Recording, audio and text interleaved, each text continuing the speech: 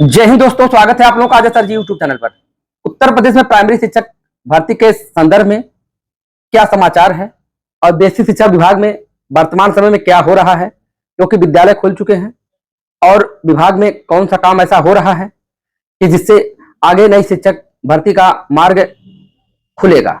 जैसा कि आप सभी लोगों को ज्ञात है, शिक्षक भर्ती के संदर्भ में डीएलएड के प्रशिक्षु लगातार उत्तर प्रदेश शिक्षा सेवा चयन आयोग के सामने धरना प्रदर्शन भी दिए हुए हैं। लेकिन आप लोगों ने देखा होगा कि शिक्षा सेवा चयन आयोग का यही कहना है कि जब तक विभाग अधियाचन नहीं देता है तब तक हम भर्ती नहीं कर पाएंगे। विभाग अभी तक अधियाचन नहीं दे रहा था, लेकिन विभाग अधियाचन देगा। और अधियाचन के लिए जैसा कि आप सभी लोगों को पता है कि वर्तमान समय में बहुत सारी ऐसी चीजें जो पेंडिंग में पड़ी हुई थी, अब वर्तमान में वो संचालित हो रही विभाग में। और सही बताऊं तो विभाग वर्तमान समय में बहुत ही तीव्रता से काम कर रहा है, जैसे कि अंतर जनपदीय स्थानांतरण, वो भी म्यूचुअल, अर्थात एक जिले से दूसरे जिले में अगर आना चाहते हैं, दो लोग सहमति आपस में दे करके आ सकते हैं। तो यह प्रक्रिया हुई। फिर जिले के अंदर यह अर्थात अंतर जनपदीय स्थानांतरण म्यूचुअल, यह भी देखिए हो रहा है और यह भी संभवतः लोग अब ज्वाइन कर लिए, क्योंकि 15 तक ही सब काम होना था। अब एक जिले से दूसरे जिले में जो जाना चाह रहे हैं उनके लिए भी कुछ ऐसे जनपद है जो कि जहां जा सकते हैं, प्रत्येक जनपद में नहीं जा सकते हैं, क्योंकि बहुत सारे ऐसे जनपद जो आकांक्षी हैं, खुद वहां आवश्यक है शिक्षक, तो वहां से शिक्षक तो हटाए नहीं जाएंगे, वहां खुद आवश्यकता है, तो ऐसे ही कम ही जनपद है। यह प्रक्रिया सबसे बड़ी बात है कि वह जो काम 3-3 महीने का शेड्यूल समय जारी होता था, वो सब मात्र 15-15 दिन का समय जारी हो रहा है और उसी में पूरा भी हो जा रहा है। अर्थात यह तो समझ में आ गया कि विभाग अगर चाहे तो सारा डाटा, सारा चीज 15 दिन में कलेक्ट कर सकता है, और विभाग अगर न चाहे तो उसको 6 महीने तक भी झेला सकता है। लेकिन विभाग इस समय तीव्रता से काम कर रहा है। अब इसके बाद देखिए, इतना काम होने के बाद यह जो सरप्लस शिक्षक थे, जो कि बहुत सारे ऐसे विद्यालय हैं जहां छात्र संख्या से अधिक शिक्षक हैं, जो अनुपात है प्राइमरी जूनियर का, उस अनुपात से अधिक शिक्षक है उनको हटाया जाएगा, दूसरे विद्यालय में समायोजित किया जाएगा।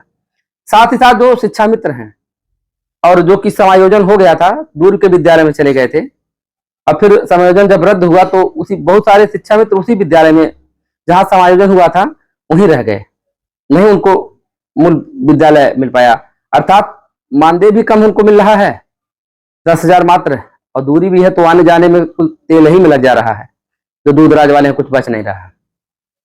उनको मूल विद्यालय पे भेजने की योजना है और वो सब तीव्रता से चल रहा है। साथ ही साथ सुनने में आ रहा है कि प्रमोशन का जो मैटर था वो भी कोर्ट से निस्तारित करते हुए यह जो उसको भी इसी सत्र तो चल रहा है, इसी सत्र में पूरा करने की कोशिश हो रही है। अर्थात यह मानकर चलिए कि सारा जो पेंडिंग काम है इसी सत्र में हो जाएगा, और हो सकता है कि इसी सत्र में यूपीटीटी का आयोजन भी हो जाए और उसके बाद शिक्षक भर्ती का रास्ता खुल जाएगा। उसके बाद देखेंगे आप कि सारी स्थितियां, क्योंकि विभाग को भी ऐसा भी लग रहा था कि हमारे शिक्षक सरप्लस है, हम सरप्लस से अपना कवर कर लेंगे, तमाम ऐसी चीजें हैं।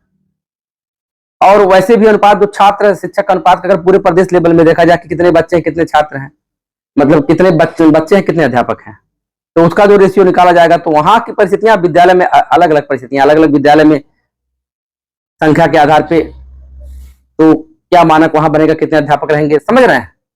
जैसे 35 पे अगर एक अध्यापक है तो अगर 36-37 हो गया तो कितने होने चाहिए, 2 होने चाहिए। अगर पूरे प्रदेश स्तर का निकाला जाएगा तो वह 2-2, अगर कई विद्यालय फादिल है तो कई विद्यालय के जब मिलकर के 35 होंगे तो एक अध्यापक की आवश्यकता होगी। बात समझ रहे हैं। तो अब यहाँ विद्यालय वाला मैटर आ रहा है, तो प्रदेश स्तर पे अगर निकाला जाएगा टोटल बच्चों के सापेक्ष तो अध्यापक की कमी आ जाएगी, लेकिन विद्यालय वाइज जब वितरित होगा तो अध्यापक संख्या बढ़ेगी। साथ ही साथ अगर प्रमोशन की भी जो तैयारियां हैं, प्रमोशन एक चीज और बता दें, अगर अध्यापकों का प्रमोशन हो रहा है तो बहुत ज्यादा उनका बेनिफिट हो रहा है, उनका तो सिलेक्शन ग्रेड के करीब पहुंच गए हैं, 10 साल उनका हो गया। जो प्रमोशन 3 साल 5 साल में होना चाहिए था वो 10-10 साल में। सरकार को केवल प्रमोशन दे देना है, वेतन तो उनको वैसे भी उतना मिलेगा, नहीं प्रमोशन करेंगे तब भी उतना पाएंगे। प्रमोशन करेंगे तो वही, समझ रहे हैं। तो इसलिए प्रमोशन को भी रोक नहीं पाएंगे। अब प्रमोशन से जब शिक्षक जूनियर में जाएंगे, प्राइमरी में रिक्तियां भी बढ़ेंगी। तो कुल मिला जुला करके तीव्रता तो चल रही है काम में। और जैसे जान ही रहे कि आजकल क्या हो रहा है कि एकाएक चीजें आ रही सामने, तो ऐसे खुशियां एकाएक आ सकती हैं। बाकी प्रयास तो डीएलएड कर ही रहे हैं। अब जैसे जो मैं देख रहा हूं कि जैसे पहले का दौर क्या था, धरना होता था, धरने के बाद उनकी बातें मांग ली जाती थी, अर्थात श्रेय उनको मिल जाता था। वर्तमान में क्या है, किसी को श्रेय नहीं मिलेगा, काम एकाएक होगा। जैसे अब आपने मांगा तो मांगने नहीं पाएंगे, एकाएक पा गए, समझ रहे हैं। अर्थात यह कोई न कह पाए कि मेरे द्वारा यह करवाया गया। यह मैं देख रहा हूं जिस तरह से चीजें हो रही हैं एकाएक। लेकिन एक चीज है, जो मांग हो रही है वो दिमाग में गवर्नमेंट के भी है, उसके सापेक्ष में भाई श्रेय नहीं देगी, काम कर देगी।